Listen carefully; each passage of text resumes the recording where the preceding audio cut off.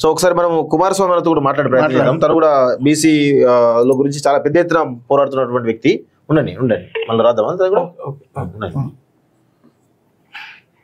Hello అన్న, నమస్తే. నేను శ్రీనివాస్ మాట్లాడుతున్నా కాలేజ్ టీవీ నుంచి. అన్న లైవ్ లో ఉన్నారు మీరు ఇప్పుడు ప్రజెంట్. అన్న ఇప్పుడు హైకోర్టు ఏది స్థానిక సంస్థల ఎన్నికల పైన స్టే విధించడం తెలుస్తా ఉంది. నిన్నటి నుంచి కూడా హైకోర్టులో చాలా సుదీర్ఘమైన వాదనలు జరుగుతున్నాయి, చాలా సీరియస్ గా. సో ఈ స్టే ఇవ్వడానికి ప్రధాన కారణం ఏంది? నిన్న ఈ రోజు జరిగినట్టు వాదనల గురించి మీ ఒపీనియన్ ఏంటి అసలు? ఇప్పుడు మనము న్యూస్ ద్వారా చూస్తున్నది ఏంటంటే బీసీలకు సంబంధించిన 42% పెంచి ఇచ్చినటువంటి జీవో మీద స్టే వచ్చినట్టుగా చూస్తా ఉన్నాము. అవును. అసలు బీసీ రిజర్వేషన్ల మీదనే ఇన్ని రకాలుగా కేసులు ఇన్ని రకాలుగా పడతా ఉన్నాయి. ఇదే దేశంలో ఎస్సీ ఎస్టీ రిజర్వేషన్లు కానీ ఇతర ఏ రిజర్వేషన్ మీద కూడా కేసులు లేకుండా ఉన్నాయి. అవును. ప్రధాన కారణం ఏంటంటే ఇవాళ భారత రాజ్యాంగంలోని లోపాలు, ఇవాళ బీసీ జాబితాలోని కులాలు, బీసీ కులాలు గాని ఎంబీసీలు గాని సంచార జాతులు, అర్ధ సంచార జాతులు, విముక్త జాతులు వీళ్లకు శాపంగా మారింది.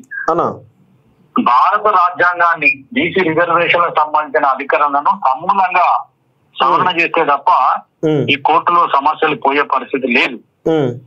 విద్యా ఉద్యోగాలను గాని స్థానిక సంస్థలను గాని మొత్తానికి భారత రాజ్యాంగంలోనే బీసీలను ముంచిన పరిస్థితిని ముందు బీసీ ప్రజలు గుర్తించాల. అది గుర్తించినంత కాలం పాలకులు చేయలేదు, వాడు చేయలేదు, వీడు చేయలేదు అనేది విమర్శలు బంద్ చేయాలి. ఎందుకంటే నీకు రాజ్యాంగంలోనే మన వాటా బీసీల వాటా బీసీకి ఉన్నట్లయితే కోర్టులు ఎందుకు జోక్యం చేసుకుంటాయి? కాన్స్టిట్యూషన్ లో లేదనే కదా. విద్యా ఉద్యోగాలలో సామాజికంగా విద్యాపరంగా వెనుకబడిన తరగతులు అని చెప్తారు, అసలు కులమే లేదని చెప్తారు. ఇటు స్థానిక సంస్థల విషయానికి వస్తే ఇంకా వేరే విషయం, బ్యాక్వర్డ్ క్లాస్ సిటిజన్స్ అన్నాడు. అంటే వెనుకబడిన పౌరులు ఏందనేది ఇక్కడ ల్యాండ్ మార్క్ చేస్తే ఇప్పటి వరకు ఉన్నటువంటి కాన్స్టిట్యూషన్ లో ఉన్నటువంటి లోపాలను పెట్టుకొని సుప్రీం కోర్టులో చాలా landmark yardstick judgements ఇవ్వడం జరిగింది.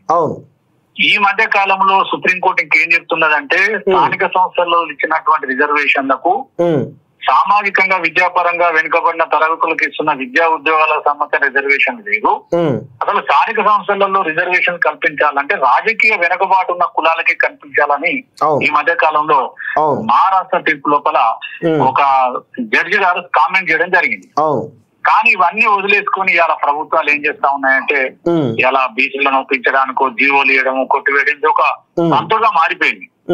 అందుకే ఇప్పుడు మళ్ళీ ప్రభుత్వం ఏం చెప్తుంది, 42%. నేను ఈ మధ్య నమస్తే తెలంగాణ ఒక మంచి వ్యాసం రాసిన, ఏది ఏమైనా బీసీల యొక్క ప్రాతినిధ్యం లేదనేది కోర్టులకు చూపించగలగాలి. చూపించాలంటే ఏం చేయాలి? బీసీ జాబితాలో ఏ కులాలైతే రాజకీయంగా ఇప్పటికి కూడా వార్డు మెంబర్ కాలేదో వాళ్ళను మనం చూపించాలి తప్ప ఇక ఏదో ఈ రకంగా కాన్స్టిట్యూషన్ అమెండ్మెంట్ కాకుండా పోతే అదే సాధ్యమయ్యే పని మాత్రం కాదు. దేశవ్యాప్తంగా కూడా ఫైనల్ గా మీకు 2022లో ఒక సుప్రీంకోర్టు తీర్పు ఇచ్చింది, Suresh Mahajan versus state of Madhya Pradesh. ఆ తీర్పులో చాలా కరాఖండిగా ఏం చెప్పిందంటే సుప్రీంకోర్టు త్రిసభ్య ధర్మాసనము అసలు టీసీ రిజర్వేషన్ పెట్టాలంటే ట్రిపుల్ టెస్ట్ ద్వారానే పెట్టాలి. అది 10%, 15%, 20%. ఎంత శాతం పెట్టినా ఎస్సీ ఎస్టీ పర్సెంటేజ్ పోను బీసీలను కలిపితే 50% దాటొద్దని చెప్తాను. కానీ ఇలా సుప్రీంకోర్టులు కూడా 50% సీలింగ్ అనేది దేన్ని ప్రామాణికంగా తీసుకున్నదంటే మండల్ కమిషన్ తీర్పు, అంటే ఓబీసీలకు ఉద్యోగాలలో కల్పించిన తీర్పును ప్రామాణికంగా తీసుకొని తీర్పులు ఇస్తా ఉన్నాయి. అది విద్యా ఉద్యోగాలకు సంబంధించింది. అసలు రాజకీయంగా అది ఆ 50% సీలింగ్ ఇక్కడ ఎందుకు పెట్టింది అనేది ఒక క్వశ్చన్ మార్క్ గా మిగిలిపోయింది. ఏదేమైనా ఇప్పుడు ఈ స్థానిక సంస్థల మీద ఉన్నటువంటి రిజర్వేషన్ లో 50% క్యాప్ మీద సుప్రీం కోర్టు లార్జర్ బెంచ్ కన్నా రిఫర్ చేయించి లార్జర్ బెంచ్ ద్వారా ఒక తీర్పు తీసుకుంటా తప్ప 50% గుడిబండను అధిగమించే పరిస్థితి లేదు. అది బీసీలు గమనించాలి.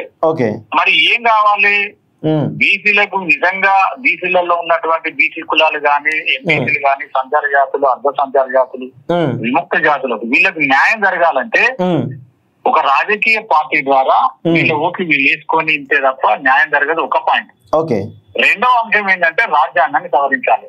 లేకపోతే ఈ సమస్య ఎప్పటికీ ఒక రావణ కాష్టం లాగా కాంతా ఉంటాయి. ఈ బీసీ జనం గమనించాలి, బీసీ నాయకులు కూడా గమనించాలి. ఎవరికి వాళ్ళు అసలు రాజ్యాంగం చదవకుండా, సుప్రీంకోర్టు తీర్పులను, హైకోర్టు తీర్పులను చదవకుండా, అసలు కాన్స్టిట్యూషన్ అర్థం చేసుకోకుండా ఏదో మాట్లాడుతా ఉన్నారు. రాజకీయ ప్రయోజనాలు అర్థం చేసుకోవాలి, సొంత ప్రయోజనాలు మనకు అర్థం అయితే లేదు. ఏ ప్రయోజనాలు అనేది ప్రజలకు తెలుసు. కానీ ఏం లాభం? ఇప్పుడు జీవో ఇయ్యంగానే పాలాభిషేకాలు చేస్తారు. జీవో కొట్టుడు పోతే ఇప్పుడు ఏం చేస్తారు? మరి పాలాభిషేకాలు చేస్తారు ఇప్పుడు లేరు కదా. పోనీ పార్టీ పరంగా బీసీలకు ఇవ్వచ్చు కదా, పార్టీ పరంగా సీట్లు ఇచ్చే పరిస్థితి రాజకీయ పార్టీ. ఇవాళ రాజకీయం అంటేనే కులము డబ్బుగా మారిపోయింది. చాలా దురదృష్టకరము. అసలు సమాజము ముందుకు పోవాల్సింది వెనుక పోతుందనేది నా ఉద్దేశం. ఓకే, సరే అన్న, థ్యాంక్ యూ వెరీ మచ్ అన్న. Right, thank you. ఓకే, చాలా విపులంగా చెప్పడం జరిగింది. సో డేటా కాకుండా నార్మల్ గా అసలు బీసీలు ఎట్లా చైతన్యవంతం కావాలి, ప్రతిసారి కూడా కోర్టుల ద్వారానే మనకు అన్యాయం జరుగుతున్న విషయం చాలా స్పష్టంగా చెప్పడం జరిగింది.